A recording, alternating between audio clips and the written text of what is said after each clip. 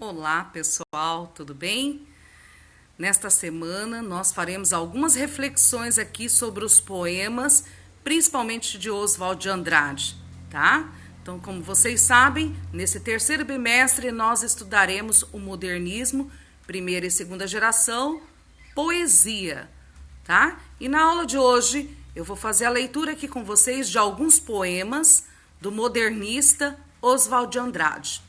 Vocês podem acompanhar esse assunto do modernismo, primeira geração, da página 44 até a página 59, tá? Então não deixe de ir acompanhando no livro de vocês, porque lá, além do contexto histórico, que é o fim da República Velha, vocês também têm algumas reflexões sobre a Semana de Arte Moderna, que marca o início da primeira geração, além de diversos poemas e análise desses poemas, de Oswald de Andrade, Mário de Andrade e Manuel Bandeira, tá? Então, esse poema, se vocês forem observar, Descobrimento do Brasil, o poeta diz assim: quando o português chegou, debaixo de uma bruta chuva, vestiu o índio, que pena, fosse uma manhã de sol, o índio tinha despido o português. Observe no jogo de humor a ironia que marcam as características da primeira geração, de ter, além da imagem, vestir o índio, descobrimento do Brasil, depois língua portuguesa, também pode se pensar dessa maneira, a forma como o poeta, o eu lírico, vê esse colonizador, vê a figura do índio na cultura brasileira, tá bom? Então, observem aqui que esse poema ele não pode ser visto como um poema romântico, idealizando o índio, não, trazendo o índio para um protagonismo da história do Brasil. Aqui, poemas pronominais, vocês já observaram que eu comentei. Quem tiver acesso ao Classroom, tem o videozinho lá da nossa aula da semana passada, que este poema é uma ironia, né? De certa maneira, uma ironia a uma regra gramatical do uso do pronome oblíquo. Veja bem, lá na regra diz que não se pode começar uma frase, um período, com um pronome oblíquo. Pronome me, lhe, nos, vos, te. Esses pronomes, eles acompanham o verbo fazendo papel, ora de objeto direto, ora de objeto indireto. E segundo essa regra, como não pode começar uma frase, um período, com um pronome oblíquo, ele tem que estar depois de um verbo, tá bom? Então, aqui você já observa que ele já vai usar essa regra para depois fazer uma desconstrução desta regra. Dê-me um cigarro, diz a gramática do professor e do aluno, e do mulato sabido, mas o bom negro e o bom branco da nação brasileira dizem todos os dias: deixa disso, camarada, me dá um cigarro. Então essa brincadeira aqui a respeito daquilo que na colocação pronominal se chama de próclise, que é o pronome antes do verbo, e ênclise, que é o pronome depois do verbo, em que a regra pede ênclise no caso de se iniciar uma frase, o eu lírico provoca essa regra. Por quê? Aqui a preocupação não é ditar uma norma da língua portuguesa, mas valorizar um aspecto da fala brasileira e com isso ressaltar parte da identidade do brasileiro, que é marcado, por sinal, pela variação linguística, a forma como se faz uso dessa língua aqui em solo brasileiro.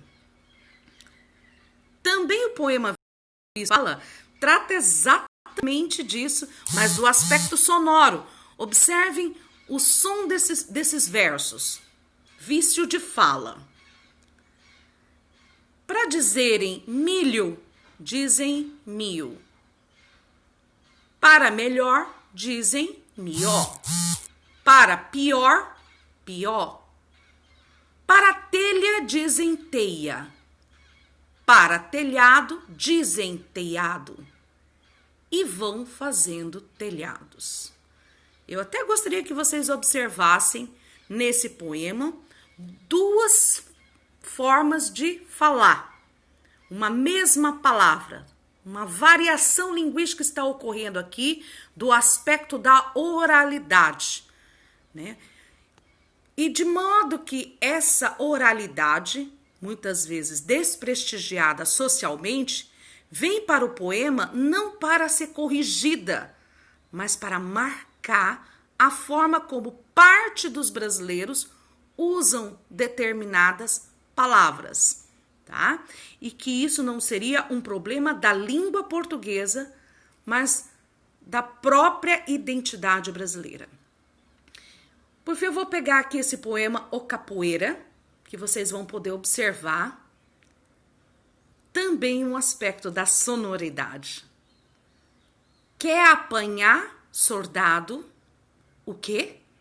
Quer apanhar? Pernas e cabeças na calçada.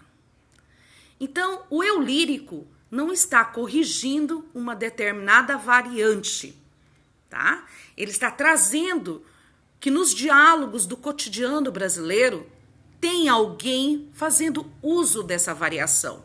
E esse alguém também participa da cultura brasileira, tá? Percebe-se que ele é praticante da capoeira, um marco da cultura brasileira, da identidade esportiva, né?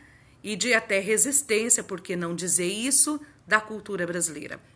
Então, esse contato entre cultura brasileira, identidade brasileira, presença da cultura colonial, do modo colonial, seja na fala, nos costumes, é uma das características muito importantes da primeira semana, da primeira geração modernista.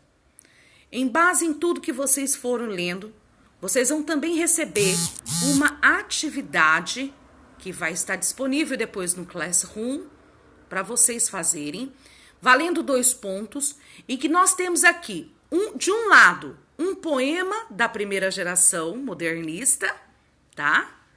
Canto de regresso à pátria, também do Oswald de Andrade, e um pertencente ao romantismo, que é a famosa Canção do Exílio, de Gonçalves Dias. O que vocês precisam fazer?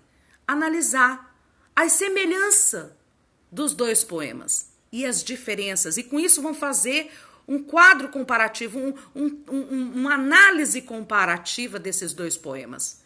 E perceber que do romantismo para o modernismo houve uma mudança de atitude do eu lírico frente à cultura brasileira, frente à fauna, frente à flora brasileira. Se de um lado existe uma exaltação, do outro tem uma reflexão. E quem será que faz isso? Tá? Então vocês vão fazer essas análises, vão enviar no meu PV a foto dessa análise que vocês vão fazer, tá bom? Para essa atividade nós vamos atribuir 2 pontos. Eu espero que vocês aproveitem a aula de hoje e reflita sobre a nossa identidade enquanto povo brasileiro por meio do modernismo brasileiro. Muito obrigada!